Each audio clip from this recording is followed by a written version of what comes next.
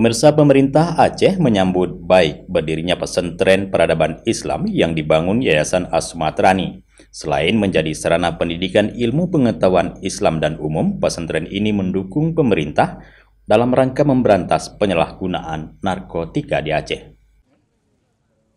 Penjabat Gubernur Aceh Ahmad Marzuki menyampaikan apresiasi kepada Yayasan As-Sumatrani yang didirikan mantan Panglima GAM Muzakir Manaf dan menyambut baik pembangunan pesantren peradaban Islam.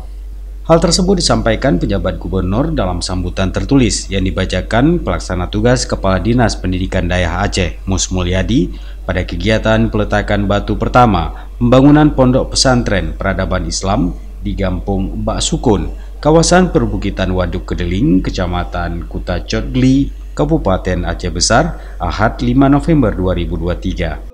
Alhamdulillah, dalam hal ini pemerintah Aceh menyambut baik gagasan yang dilaksanakan hari ini. Kita berharap bahwa daerah ini insya Allah nanti akan bisa menjawab tantangan-tantangan yang ada di tengah-tengah masyarakat. Dan kita berharap daerah ini akan mampu melahirkan generasi-generasi ulama-ulama muda yang senantiasa memahami isi daripada ajaran Islam secara kafah.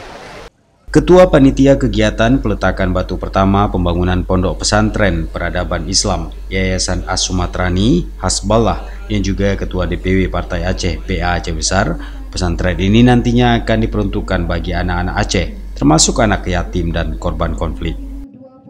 Yang pertama sekali kita atas nama masyarakat Kota Codgli menyambut baik rencana pembangunan. Tahapan yang pertama nanti mualim akan mendesain tata letak bangunan seperti apa, karena kita melihat kultur tanah di sini berbukit-bukit dan kita sesuaikan.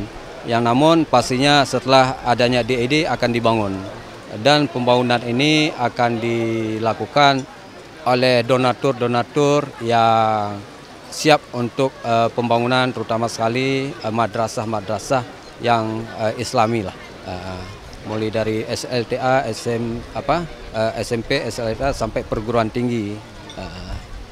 Lahan yang sudah kita siapkan ini lebih kurang sebagaimana juga disampaikan oleh Mualim 150 hektar. Dari Aceh Besar, Tim Liputan Aceh TV melaporkan.